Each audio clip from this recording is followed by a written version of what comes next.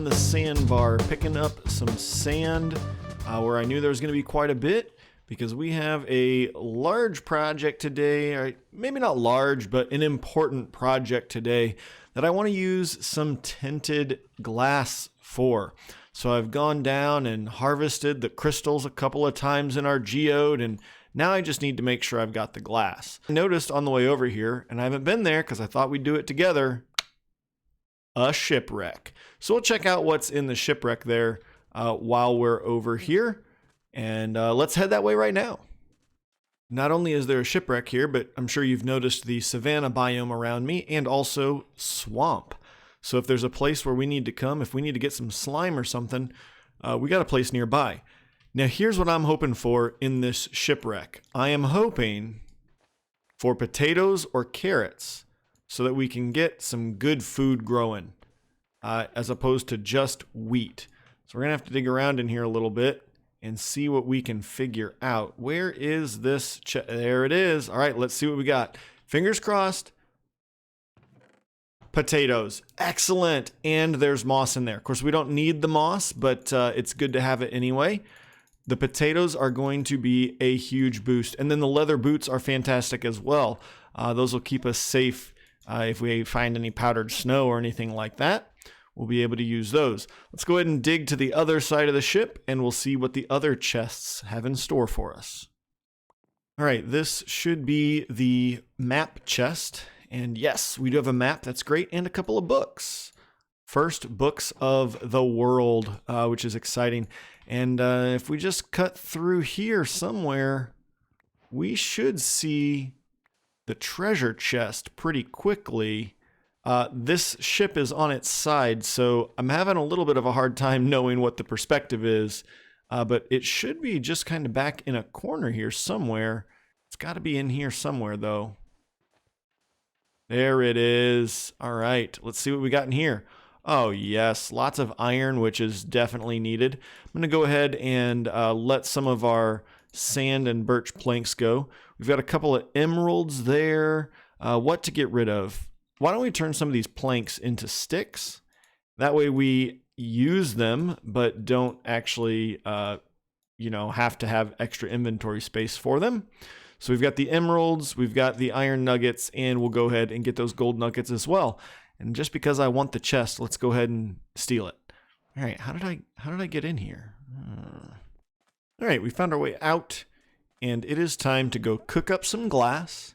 And then we'll get started on our project. So I'll see you back over at home, which is that way.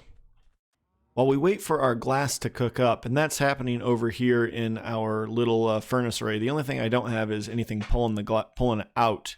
Maybe I can make a couple more chests here in just a moment. I do want to plant up some of our potatoes because I don't really have any food on me. We could go fishing again, but I really want some better food. So I'll plant up our potatoes, and you'll notice that I've got the crops here in stripes with space between, and that should speed growth still. So when you plant all the same crop type right next to each other, it actually slows down the growth of the individual plants. If you split them up by different crop types, it'll help actually speed them up. So we'll throw potatoes on all of these open slots right here, and until we get enough potatoes, we'll leave them open because that will help speed up the wheat. Until we get the glass cooked up, I don't have a whole lot to do. So I suppose the next time you see me, we'll be working on our project. Well, I decided to go ahead and give our potatoes a little bit of a boost here because, well, I'm still waiting on glass. And I remembered that we got all these bones. We had a bunch of bones in our inventory, in our chests over there. So I made up some bone meal and have really advanced the potato quantity that we've got, which is great because that'll get us some baked potatoes, which is way better food. I actually don't know if it's better, but I think it's easier for us to use than fishing, just because fishing requires me to sit there and fish, and that's time, and potatoes will grow without my help. So I prefer some potatoes here. And so here we are at the site of our project. It is all dug out and we are ready to go to build our zombie spawner XP farm. Everything that I need for the design that I'm going to put together is in this box, and we're going to jump into a little time lapse of the build here, and then we will I'll tell you a little bit about what I'm thinking. Unfortunately, I forgot to start my replay mod recording, so we're going to get a first-person view of this build. The first step to any spawner build is to build up the walls, and you can use the natural stone that's built when you dig the hole, but I decided to go with corners of deep slate brick and walls of stone brick. And so that's what you're seeing now, is just the fill-in of those walls.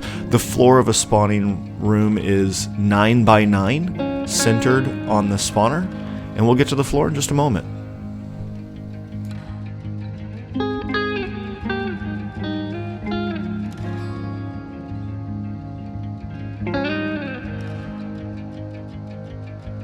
So here I'm kind of measuring where the ceiling is going to be, and I decided to make a little design change and put some oak logs along the very top layer here. Now we're going to put tinted glass here, and so we'll see the oak log underneath the glass rather than the stone brick, and just kind of finishing up some walls.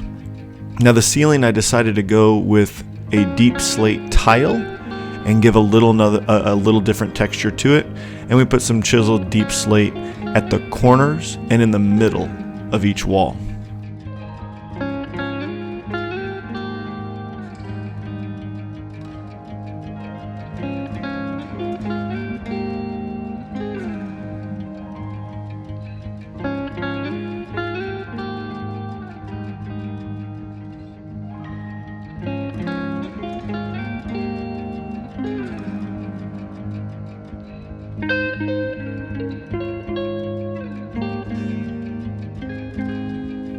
And now it's time to start thinking about the floor. So the floor needs to be at least 6 down from the spawner is where I try and put it. And I've dug plenty of space here, so I needed to figure out exactly where the bottom layer needed to go. And there are several ways to do floors of zombie spawners. This is my preferred method. So you get one full layer on the bottom, and then on the top layer you create this sort of V pattern. And in the middle of the bottom wall, you create a hole where the zombies will go through. And when I do this, I make 4 fence gates, and I put a thing of water there. That just helps the zombies get caught up in the water stream and pushed down this little hallway to our collection chamber here, which I'm also putting together. Now I use some slabs to make sure that we can't get baby zombies out of there, and I start to include our chest and our hoppers for the collection system. We need a couple hoppers right now because I don't have any ice, so eventually that'll change and we'll be able to replace that. That staircase allows us to be able to get into the chest, and now it's time for the water. The water in the system flushes the zombies that spawn towards the kill chamber. So you need 1 in the fence gates, that pushes them down the hallway, and then you need 1 in each corner of the floor. And then you can break that last line of blocks, and you've got water that's going to float the zombies right down the hallway. And XP farm built. So we put the tinted glass around the side. That way we can see in, but no light gets through. And you can see we got plenty of zombies spawning down there. Let's head down to where our current collection chamber is. You can see we've got a lot in there. I've been sitting there for a little while. So we'll pull the sword out. And these guys are not one-shot kills or anything because, as I mentioned, right, we can't be in we haven't been to the nether yet. So we don't have any soul sand to be able to bubble vate them up and get them to drop, but we will get to there eventually. Now you can see that because I've got this little space here, I can get close enough to get hit, so I do need to be careful about that. We'll go ahead and just take out some of the zombies and see what we can get in our collection. I've got a small collection chamber down here, and we'll just see what we can pick up here in the next few minutes.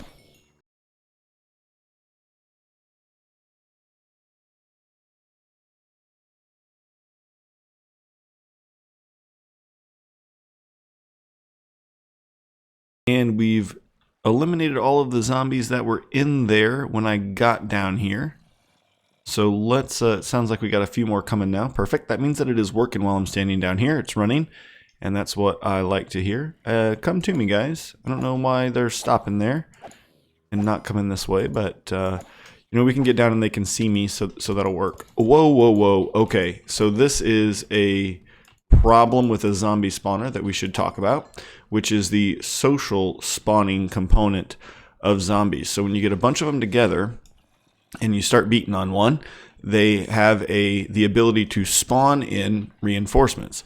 So that means that down here, while we're around, we actually need to kind of block ourselves in and not give the zombies any space to spawn around us. That's why that one just came and attacked me. So we're going to go ahead and do that. It's a unique feature of zombies. I don't want to block this one in because I want to be able to get that XP out of there. So we'll block in basically everything except for those two, and then we shouldn't have a problem. We might get one that spawns over there, but that's not a big deal. So let's go ahead and we'll go ahead and knock these guys out of here, and then let's check the chest and see what kinds of drops we've gotten so far. All right, let's see what's in the chest. 1 potato. These were in here from before. 1 potato and a bunch of rotten flesh, and that's all. So not too surprised by that.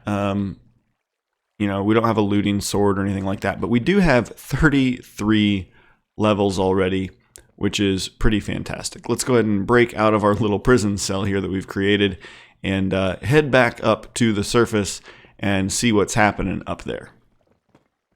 So I'm a little discontent with that spawner because we don't have the drop happening, and I would like to make the drop happen.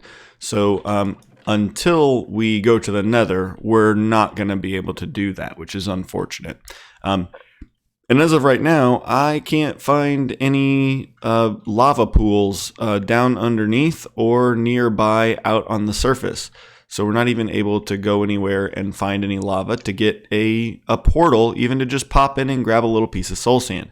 So instead, I think we're going to go on a little adventure here in the second part of the episode and find this buried treasure. So we need to go north and west of where we are. The map is always oriented so that north is at the top, and we are currently facing west. So let's go ahead and boat to the west until we start to see ourselves move on the map, and then we can start heading to the north. And we're already west on the map. So let's go ahead and shift north. I'm going to guess that it's on this little space over here. It's kind of where the shipwreck was, right? Oftentimes these maps are pretty close to the shipwrecks. So it may be kind of on that beach right near the shipwreck or on this little landmass here. Hopefully there's some good stuff that we can use in this chest, in this treasure chest. Okay, we need to go straight north before we're going to hit land before. It must be in this sandbar here where we were kind of digging up sand earlier in the episode. And now that we can see it, it's actually right next to the shipwreck. You can see the shipwreck on the map there, and it's right next to it. That's pretty incredible. So I've learned this trick in Java. This doesn't work in Bedrock because you don't get the debug screen here, the F3 screen. But what you do is you walk over and get on top of the X, and then in the debug screen over there where it says chunk 1008, you move until you're at 9 and 9, and then you should be able to dig straight down, and we should run into the chest. Boom, right there. Pretty incredible. So we've got some gold ingots, some cooked cod, a little bit of iron, a little bit of TNT, a few prismarine crystals, cooked salmon, and a heart of the sea. So not the greatest treasure chest, in my opinion, but not the worst either. So that's good. I'm going to go ahead and fill the rest of this map in before we get back over to home base, and then we'll see what we can do next. After getting back from the shipwreck, I realized we've really done everything we need to do in this episode, and if we start any new projects, it's probably going to spill over into another. So I think we'll end this episode here, and we will pick up in our next episode with our next major project, which We'll see what that's gonna be. Until next time, this is Niceberg. Thank you for coming along on the journey, and I can't wait for our next episode. See ya.